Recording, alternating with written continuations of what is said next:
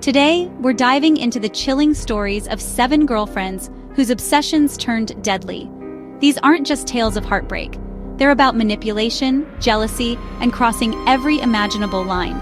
We'll explore what happens when love becomes a weapon, and how ordinary relationships can spiral into horror. It's intense, disturbing, and a side of human nature we rarely want to see. If you're into deep dives like this, hit subscribe and give this video a like. Get comfortable, this is going to be a wild ride. Alright, let's get into it. First up, Jodi Arias, a case that gripped the nation. Jodi and Travis Alexander had a passionate, volatile relationship, but Jodi's obsession was extreme. She stalked Travis, hacked his accounts, and showed up uninvited, even after their breakup. In June 2008, Travis was found brutally murdered, stabbed 27 times, throat slit, and shot in the head. Jodi played the grieving ex, spinning elaborate lies. But a camera found in Travis's washing machine revealed photos of them together, then of Travis dying, and even Jodi dragging his body. The evidence was undeniable. At trial, Jodi changed her story repeatedly, first blaming intruders, then claiming self-defense. Her performance in court was bizarre, crying one moment, cold the next. Prosecutors argued she killed Travis because he was moving on. The jury agreed, and Jodi was convicted of first-degree murder. Her case remains a chilling example of obsession turned deadly. Next, Clara Harris, a tale of betrayal and revenge. A successful dentist, Clara's seemingly perfect life crumbled when she discovered her husband David's affair. She hired a private investigator who caught David with his mistress at a hotel. Waiting outside, Clara snapped when they emerged. She ran over David with her Mercedes multiple times, the entire scene caught on video. Rage took over, despite her stepdaughter's screams. The footage shocked the nation. At trial, the defense claimed a crime of passion, but the prosecution argued it was deliberate, showing her circling back. Clara was convicted of manslaughter and sentenced to 20 years, a stark warning of how jealousy can destroy. Now Lisa Nowak, the astronaut whose obsession became national news. Lisa, a NASA astronaut, was involved in a love triangle with fellow astronaut William Oefelein and Air Force Captain Colleen Shipman. Unable to handle Oeffelein's new relationship, Lisa's fixation spiraled. She drove 900 miles from Houston to Orlando, allegedly wearing adult diapers to avoid stops.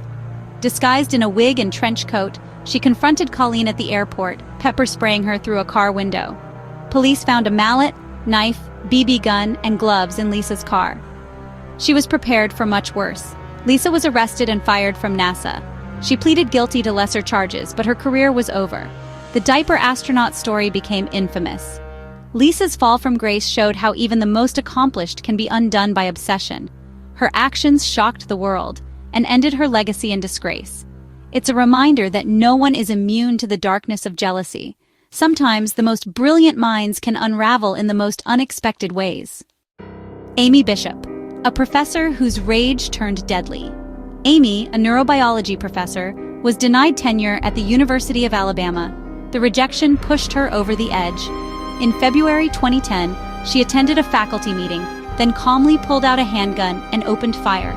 She killed 3 colleagues and wounded 3 more before her gun jammed. Colleagues managed to push her out and barricade the door, saving others. Amy was arrested, appearing detached and in denial. Investigators uncovered a dark past. She'd shot and killed her brother in 1986, a case long ruled accidental. After the university shooting, that incident was re-examined, raising new suspicions. Amy's story is a chilling example of hidden violence and unchecked instability. Her actions left a community shattered and exposed the dangers of ignoring warning signs. Sometimes, the most trusted figures can harbor the darkest secrets. The tragedy was decades in the making. Lorena Bobbitt, a name that became a cultural phenomenon. Her story is about domestic abuse and a desperate act of retaliation. Lorena endured years of alleged abuse from her husband, John Wayne Bobbitt. One night in 1993, after another assault, she snapped, cutting off his penis while he slept. She fled, throwing the severed part into a field. Police recovered it, and surgeons reattached it. The case became tabloid fodder, but it forced a national conversation about domestic violence. Lorena's defense argued temporary insanity from years of abuse. The jury found her not guilty by reason of insanity. Her case brought awareness to the horrors victims endure behind closed doors. It's a reminder that desperation can drive people to unthinkable acts. Lorena's story is more than a punchline. It's a cautionary tale about the consequences of unchecked abuse. Sometimes, the most sensational headlines hide the deepest pain. Carol Ann Fugit, a 14-year-old at the center of a 1950s killing spree. Was she a victim or a willing accomplice? The debate continues. Carol's boyfriend, Charles Starkweather, murdered her family, then took her on a 2-month rampage across Nebraska and Wyoming. Together, they killed 11 people, leaving a region in terror. Carol stayed with Starkweather the entire time. Some witnesses said she was scared, others claimed she participated. After their capture, Starkweather insisted Carol was involved. She claimed she was a hostage. The jury didn't believe her. Carol was convicted of first-degree murder and sentenced to life, paroled after 17 years. Her story remains a haunting mystery. Was she a manipulated child or a partner in crime? The truth may never be fully known.